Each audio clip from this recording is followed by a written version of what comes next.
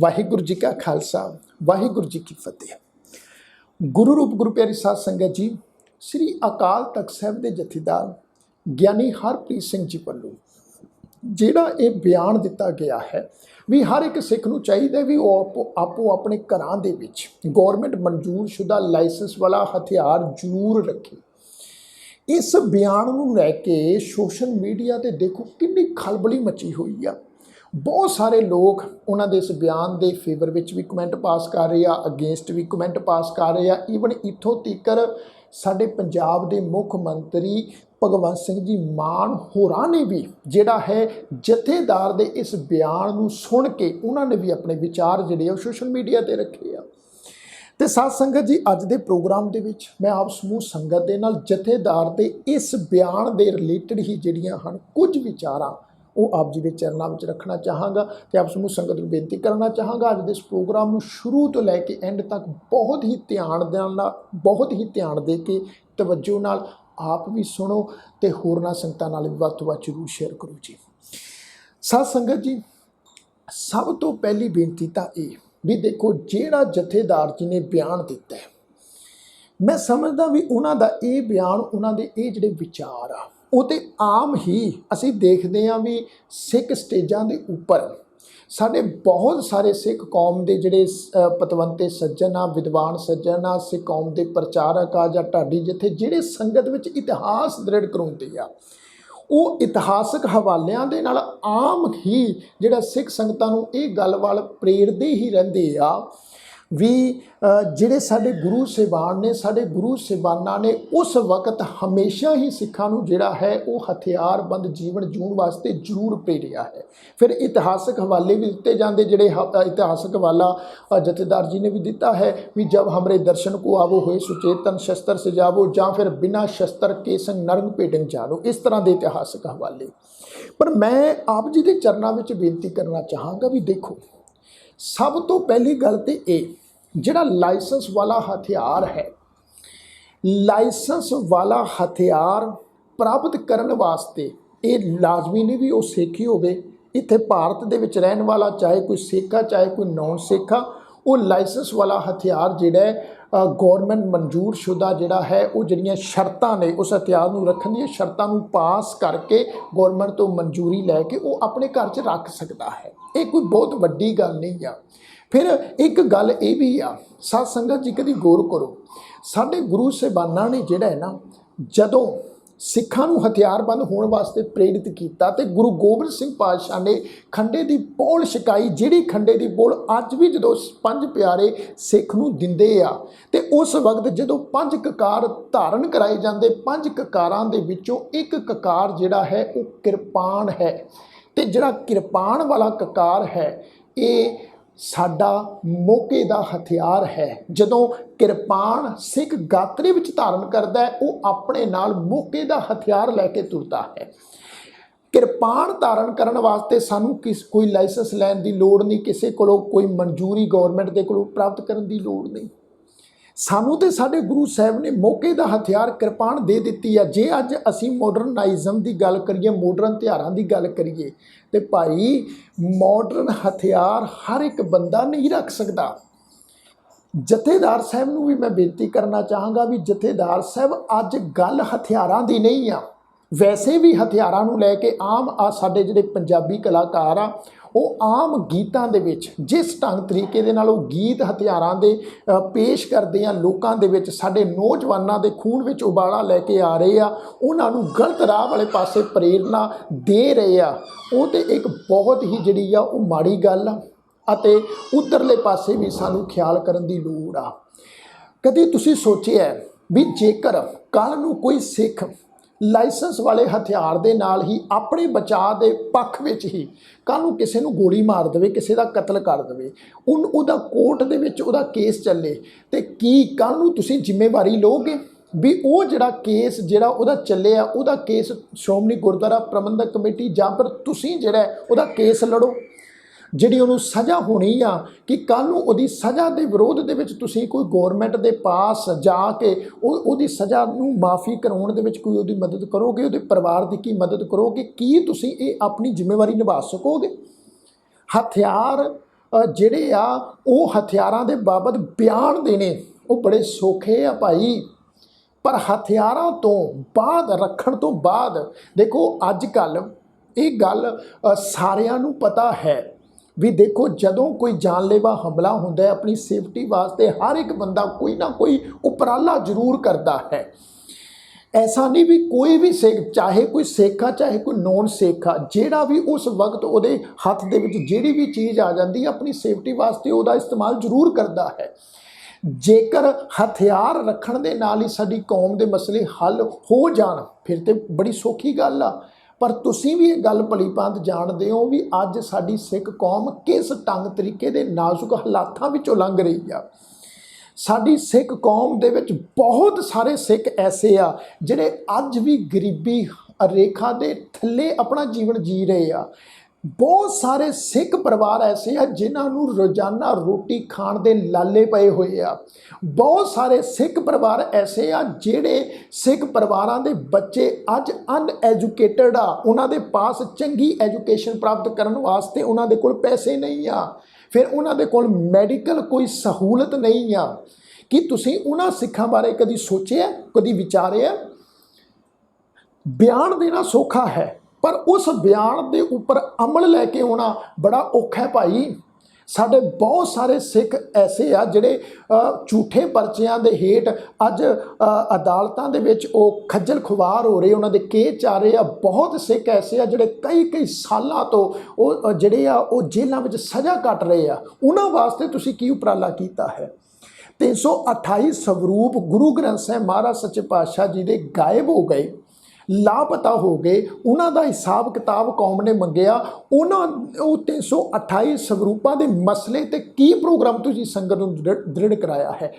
ਪੂਰੇ ਪੰਜਾਬ ਦੇ ਵਿੱਚ ਈਵਨ ਵਿਸ਼ੇਸ਼ ਕਰਕੇ ਮਾਲਵੇ ਦੀ ਧਰਤੀ ਤੇ ਈਸਾਈ ਪ੍ਰਚਾਰਕ ਪਾਸਟਰ ਜਿਹੜੇ ਆ ਬਹੁਤ ਵੱਡੇ ਪੱਧਰ ਤੇ ਜੋਰਾਂ ਸ਼ੋਰਾਂ ਦੇ ਨਾਲ ਪ੍ਰੋਗਰਾਮ ਉਲੀਕ ਕੇ ਇੱਥੇ ਜਿਹੜਾ ਹੈ ਈਸਾਈਅਤ ਦਾ ਪ੍ਰਚਾਰ ਕਰ ਰਹੇ ਆ। ਸਾਡੇ ਹੀ ਬਹੁਤ ਸਾਰੇ ਸਿੱਖ ਭਾਈ ਐਸੇ ਆ ਜਿਹੜੇ ਉਹਨਾਂ ਪ੍ਰੋਗਰਾਮਾਂ ਵਿੱਚ ਜਾ ਕੇ ਕਿਰਪਾਨਾਂ ਲਾ ਕੇ ਈਸਾਈਅਤ ਵਿੱਚ ਸ਼ਾਮਲ ਹੋ ਰਹੇ ਆ। ਕੀ ਕਦੀ ਤੁਸੀਂ ਉਸ ਮਸਲੇ ਬਾਰੇ ਸੋਚਿਆ ਵੀ ਕਿਸ ਢੰਗ ਤਰੀਕੇ ਨਾਲ ਅਸੀਂ ਪਿੰਡ ਜਾ ਕੇ ਨਗਰ ਵਿੱਚ ਜਾ ਕੇ ਅਸੀਂ ਸਿੱਖ ਕੌਮ ਦਾ ਪ੍ਰਚਾਰ ਕਰਨਾ? ਕੋਈ ਪ੍ਰੋਗਰਾਮ ਜਿਹੜਾ ਤੁਸੀਂ ਸਿੱਖ ਕੌਮ ਨੂੰ ਦਿੱਤਾ ਵਾ? ਅੱਜ ਤੱਕ ਕਿੰਨੇ ਸਾਲ ਹੋ ਗਏ ਤੁਹਾਨੂੰ ਜਥੇਦਾਰ ਦੀ ਪਦਵੀ ਤੇ ਬੈਠੇ? ਤੁਹਾਡੇ ਤੋਂ ਪਹਿਲਾਂ ਕਿੰਨੇ ਜਥੇਦਾਰ ਆਏ? ਕਦੀ ਸਾਡੀ ਸਿੱਖ ਕੌਮ ਦੇ ਪਾਸ ਸਾਡਾ ਆਪਣਾ ਕੋਈ ਮੀਡੀਆ, ਆਪਣਾ ਕੋਈ ਸਿੱਖ ਚੈਨਲ ਜਿਹੜਾ ਹੈ ਉਹ ਜਿਹੜਾ ਸ਼ੁਰੂ ਕੀਤਾ ਹੈ? ਕੋਈ ਸਿੱਖ ਚੈਨਲ, ਕੋਈ ਸਿੱਖ ਮੀਡੀਆ ਨਹੀਂ ਆ ਸਾਡੇ ਕੋਲ ਆਪਣਾ। ਜੇਕਰ ਸੋਸ਼ਲ ਮੀਡੀਆ ਨਾ ਹੋਵੇ ਤੇ ਸਾਡੀ ਸਿੱਖ ਕੌਮ ਦੀ ਜਿਹੜੀ ਆਵਾਜ਼ ਆ ਉਹ ਪੂਰੀ ਦੁਨੀਆ ਤੱਕ ਨਾ ਪਹੁੰਚੇ। ਜਿਹੜੇ ਸਾਡੇ ਸਿੱਖ ਕੌਮ ਦੇ ਗਰੀਬ ਬੱਚੇ ਉਹਨਾਂ ਦੀ ਐਜੂਕੇਸ਼ਨ ਵਾਸਤੇ ਸਭ ਤੋਂ ਵੱਡੀ ਗੱਲ ਵੀ ਤੁਸੀਂ ਕੀ ਪ੍ਰੋਗਰਾਮ ਦੇ ਰਹੇ ਹੋ? ਬਿਆਨ ਦੇਣਾ ਵੀ ਹਥਿਆਰ ਰੱਖ ਲਓ, ਇਹ ਬੜੀਆਂ ਸੌਖੀਆਂ ਗੱਲਾਂ ਵਾ। ਮੈਂ ਸਮਝਦਾ ਵੀ ਇਹ ਗੱਲਾਂ ਕਰਕੇ ਬਿਆਨ ਦੇ ਕੇ ਮਸਲੇ ਹੱਲ ਹੋਣ ਵਾਲੇ ਨਹੀਂ ਆ। ਜਥੇਦਾਰ ਸਾਹਿਬ ਜੀ, ਜੇ ਤੁਸੀਂ ਕੁਝ ਸਿੱਖ ਕੌਮ ਦਾ ਭਲਾ ਕਰ ਸਕਦੇ ਹੋ, ਸਭ ਤੋਂ ਪਹਿਲੀ ਗੱਲ ਤੇ ਗਰੀਬ ਸਿੱਖਾਂ ਦੀ ਬਾਂਹ ਫੜੋ। ਸਿੱਖ ਬੱਚਿਆਂ ਦੀ ਐਜੂਕੇਸ਼ਨ ਦਾ ਪ੍ਰਬੰਧ ਕਰੋ ਪੰਜਾਬ ਦੇ ਵਿੱਚ ਤੇ ਪੰਜਾਬ ਤੋਂ ਬਾਹਰ, ਤਾਂ ਜੋ ਸਾਡੇ ਸਿੱਖ ਬੱਚੇ ਚੰਗੀ ਵਿੱਦਿਆ ਜਿਹੜੀ ਅੱਜ ਗਲੋਬਲ ਐਜੂਕੇਸ਼ਨ ਜਿਹੜੀ ਚੱਲ ਰਹੀ ਆ ਮਾਡਰਨਾਈਜ਼ਮ ਦੇ ਵਿੱਚ, ਉਹ ਗਲੋਬਲ ਐਜੂਕੇਸ਼ਨ ਪ੍ਰਾਪਤ ਕਰਕੇ ਸਿੱਖ ਕੌਮ ਦੇ ਸਾਡੇ ਸਿੱਖ ਬੱਚੇ ਵੱਡੇ ਉੱਚ ਪਦਵੀਆਂ ਦੇ ਉੱਤੇ ਬੈਠ ਕੇ ਉਹ ਸਿੱਖ ਕੌਮ ਦੇ ਬਾਰੇ ਸੋਚ ਸਕਣ। ਇਹ ਬਿਆਨ ਦੇਣੇ ਵੀ ਹਥਿਆਰ ਰੱਖੋ। ਇਹ ਗੱਲਾਂ ਠੀਕ ਆ, ਸਾਡੀ ਕੌਮ ਦੇ ਵਿੱਚ ਹਥਿਆਰਾਂ ਦੀ ਜਿਹੜੀ ਆ ਉਹ ਇੱਕ ਪਾਬੰਦੀ ਨਹੀਂ ਆ। ਇਹ ਸਾਰੀ ਦੁਨੀਆ ਇਹ ਗੱਲ ਜਾਣਦੀ ਆ ਵੀ ਸਿੱਖ ਜਿਹੜੇ ਆ ਸਾਡੇ ਗੁਰੂ ਸਾਹਿਬਾਨਾਂ ਨੇ ਸਿੱਖਾਂ ਨੂੰ ਜਿਹੜਾ ਹਮੇਸ਼ਾ ਹਥਿਆਰਾਂ ਦੀ ਗੱਲ ਕੀਤੀ ਆ। ਪਰ ਹਥਿਆਰ ਵੀ ਉਸ ਬੰਦੇ ਦੇ ਹੱਥ ਦੇ ਵਿੱਚ ਚੰਗਾ ਹੁੰਦਾ ਹੈ, ਸ਼ੋਭਾ ਦਿੰਦਾ ਹੈ, ਜਿਹੜਾ ਹਥਿਆਰ ਰੱਖਣ ਤੋਂ ਪਹਿਲਾਂ, ਹਥਿਆਰ ਫੜਨ ਤੋਂ ਪਹਿਲਾਂ ਜਿਹੜਾ ਬੰਦਾ ਗਿਆਨਵਾਨ ਹੋਵੇ, ਜਿਹਦੇ ਕੋਲ ਗੁਰਬਾਣੀ ਦਾ ਗਿਆਨ ਹੋਵੇ, ਜਿਹਦੇ ਕੋਲ ਵਿਵੇਕ ਬੁੱਧੀ ਹੋਵੇ, ਜਿਹਦੇ ਕੋਲ ਸਮਝਦਾਰੀ ਹੋਵੇ। ਪਹਿਲਾਂ ਸਾਨੂੰ ਚਾਹੀਦਾ ਹੈ ਗੁਰਬਾਣੀ ਦਾ ਗਿਆਨ ਘਰ ਵਿੱਚ ਪਹੁੰਚਾਇਆ ਜਾਵੇ। ਸਿੱਖ ਰਹਿਤ ਮਰਿਆਦਾ ਨੂੰ ਤੁਸੀਂ ਕਿੰਨਾ ਕੁ ਲਾਗੂ ਕਰ ਸਕੇ ਹੋ ਆਪਣੇ ਕਾਰਜਕਾਲ ਦੇ ਵਿੱਚ? ਕੀ ਤੁਸੀਂ ਸੰਗਤ ਨੂੰ ਦੱਸ ਸਕਦੇ ਹੋ? ਬਾਈਬਲ ਗੋਲੀकांड ਹੋਇਆ, ਗੁਰੂ ਗ੍ਰੰਥ ਸਾਹਿਬ ਮਹਾਰਾਜ ਜੀ ਦੀ ਕਿੰਨੀ ਵਾਰ ਬੇਦਬੀ ਹੋ ਚੁੱਕੀ ਆ। ਉਹਨਾਂ ਬੇਦਬੀਆਂ ਦੇ ਇਵਜ਼ ਦੇ ਵਿੱਚ ਤੁਸੀਂ ਕਿੰਨੇ ਕੁ ਪ੍ਰੋਗਰਾਮ ਸੰਗਤ ਵਿੱਚ ਉਲੀਕੇ ਆ? ਅੱਜ ਸਾਡੀ ਜਿਹੜੀ ਸਿੱਖ ਕੌਮ ਦੀ ਜਿਹੜੀ ਸਿੱਖ ਲੀਡਰਸ਼ਿਪ ਆ, ਇਹ ਸਾਰੇ ਭਲੀ ਭਾਂਤ ਜਾਣਦੇ ਆ। ਈਵਨ ਸ਼੍ਰੋਮਣੀ ਕਮੇਟੀ ਦੇ ਵਿੱਚ ਕਿੰਨੀ ਕਰਪਸ਼ਨ ਆ ਚੁੱਕੀ ਆ, ਉਸ ਕਰਪਸ਼ਨ ਨੂੰ ਲੈ ਕੇ ਕਿੰਨਾ ਕੁ ਤੁਸੀਂ ਸਿੱਖਾਂ ਨੂੰ ਜਿਹੜਾ ਵਾ ਉਹ ਜਾਗਰੂਕ ਕਰ ਰਹੇ ਹੋ। ਸਾਧ ਸੰਗਤ ਜੀ, ਮੈਂ ਬੇਨਤੀ ਕਰਨਾ ਚਾਹਾਂਗਾ ਜਥੇਦਾਰ ਸਾਹਿਬ ਨੂੰ ਵੀ ਤੇ ਆਪ ਸਾਰੀ ਸੰਗਤ ਨੂੰ ਵੀ, ਅੱਜ ਲੋੜ ਇਹ ਨਹੀਂ ਵੀ ਅਸੀਂ ਹਥਿਆਰ ਆਪੋ ਆਪਣੇ ਘਰਾਂ 'ਚ ਰੱਖੀਏ। ਜੇ ਕੋਈ ਰੱਖ ਸਕਦਾ ਤਾਂ ਮੈਂ ਕਿਸੇ ਨੂੰ ਰੋਕਦਾ ਵੀ ਨਹੀਂ ਆ, ਮੈਂ ਕਿਸੇ ਨੂੰ ਮਨਾ ਵੀ ਨਹੀਂ ਕਰਦਾ। ਕੋਈ ਰੱਖਣਾ ਚਾਹੁੰਦਾ ਰੱਖ ਸਕਦਾ ਹੈ, ਪਰ ਜਿਹੜੀ ਅੱਜ ਮੇਨ ਲੋੜ ਇਹ ਹੈ, ਇੱਕ ਤਾਂ ਗੁਰਬਾਣੀ ਦੀ ਐਜੂਕੇਸ਼ਨ ਅਤੇ ਦੂਸਰੀ ਦੁਨਿਆਵੀ ਐਜੂਕੇਸ਼ਨ ਜਿਹੜੀ ਆ, ਗਿਆਨ ਜਿਹੜਾ ਹੈ, ਇਹ ਆਪਣੇ ਆਪ 'ਚ ਇੱਕ ਵੱਡਾ ਹਥਿਆਰ ਹੈ ਜਿਹੜਾ ਗਲਾਂ ਦੇ ਵਿੱਚ ਪਾਈਆਂ ਹੋਈਆਂ ਫਾਹੀਆਂ ਨੂੰ ਵੀ ਕੱਟ ਕੇ ਰੱਖ ਦਿੰਦਾ ਹੈ।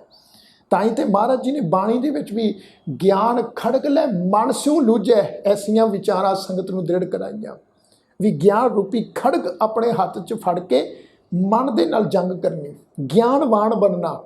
ਗਿਆਨਵਾਨ ਵੀ ਬਣੋ, ਠੀਕ ਆ, ਹਥਿਆਰ ਵੀ ਸਾਡੇ ਕੋਲ ਹੋਣੇ ਚਾਹੀਦੇ ਆ, ਪਰ ਹਥਿਆਰ ਦੇ ਨਾਲ ਨਾਲ ਸਾਨੂੰ ਪੀਰੀ ਦਾ ਸਿਧਾਂਤ ਕਦੀ ਨਹੀਂ ਜੇ ਭੁੱਲਣਾ ਚਾਹੀਦਾ।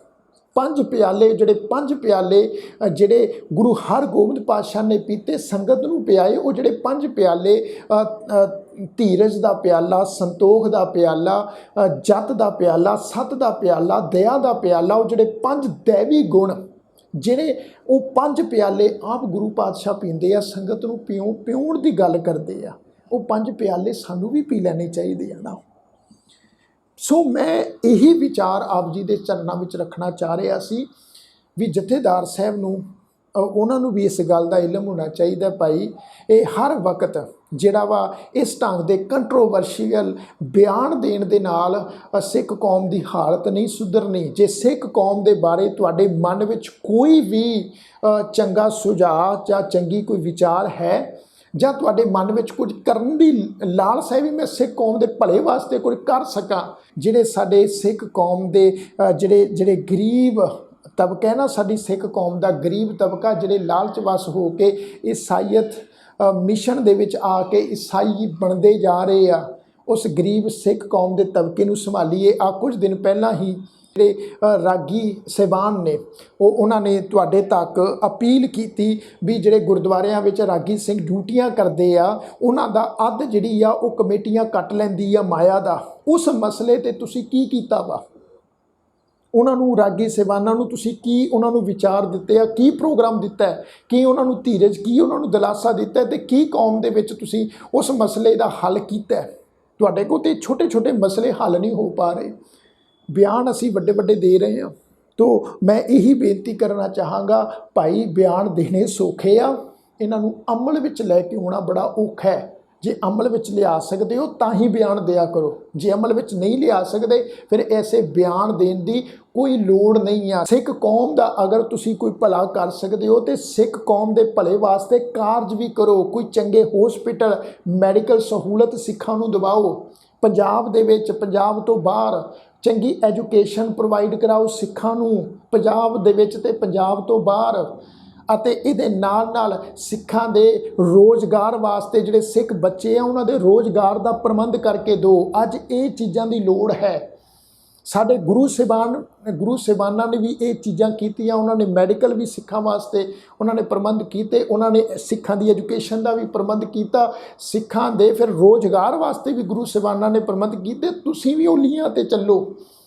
ਕੇਵਲ ਹਥਿਆਰ ਨਹੀਂ, ਹਥਿਆਰ ਠੀਕ ਆ, ਮੌਕੇ ਦੀ ਲੋੜ ਆ, ਪਰ ਹਥਿਆਰ ਦੇ ਨਾਲ ਨਾਲ ਅੱਜ ਜਿਹੜੀ ਜ਼ਿਆਦੀ ਲੋੜ ਹੈ, ਜੇ ਆ ਗਲੇ ਦੇ ਵਿੱਚ ਨਵਾਲਾ ਅੰਦਰ ਜਾਏਗਾ ਤਾਂ ਹੀ ਜਿਹੜਾ ਹੈ ਉਹ ਹਥਿਆਰ ਦੇ ਨਾਲ ਵੀ ਗੱਲ ਬਣੇਗੀ। ਜੇ ਸਿੱਖ ਰੋਟੀ ਖਾਣ ਤੋਂ ਖੁੰਝ ਗਿਆ, ਭੁੱਖਾ ਹੀ ਜਿਹੜਾ ਹੈ ਉਹ ਮਰ ਗਿਆ, ਉਹਦੇ ਬੱਚੇ ਰੋਟੀ ਦੇ ਵਾਸਤੇ ਵਿਲਕਦੇ ਰਹਿ ਗਏ। ਆ ਪੰਜਾਬ ਦਾ ਮਾਹੌਲ ਜਿਸ ਢੰਗ ਤਰੀਕੇ ਦੇ ਨਾਲ ਵਿਗੜ ਰਿਹਾ ਹੈ, ਉਹਦੇ ਬਾਰੇ ਤੁਹਾਨੂੰ ਸੋਚਣ ਦੀ ਲੋੜ ਆ। ਤਾਂ ਸਾਧ ਸੰਗਤ ਜੀ, ਇੰਨੀਆਂ ਕੁ ਹੀ ਵਿਚਾਰਾਂ ਅੱਜ ਮੈਂ ਆਪ ਜੀ ਦੇ ਸਾਹਮਣੇ ਰੱਖਣਾ ਚਾਹਾਂਗਾ। ਜੇ ਅੱਜ ਦਾ ਇਹ ਪ੍ਰੋਗਰਾਮ ਆਪ ਜੀ ਨੂੰ ਪਸੰਦ ਆਇਆ ਹੋਵੇ, ਲਾਈਕ ਜ਼ਰੂਰ ਕਰਿਓ, ਕਮੈਂਟ ਕਰਕੇ ਆਪਣੇ ਵਿਚਾਰ ਦੇਣਾ ਨਾ ਭੁੱਲਿਓ, ਅਤੇ ਵੱਧ ਤੋਂ ਵੱਧ ਸੰਗਤ ਨਾਲ ਜ਼ਰੂਰ ਸ਼ੇਅਰ ਕਰਿਓ। ਸਾਰਿਆਂ ਦਾ ਧੰਨਵਾਦ। ਆਖੋ ਜੀ ਵਾਹਿਗੁਰੂ ਜੀ ਕਾ ਖਾਲਸਾ, ਵਾਹਿਗੁਰੂ ਜੀ ਕੀ ਫਤਿਹ।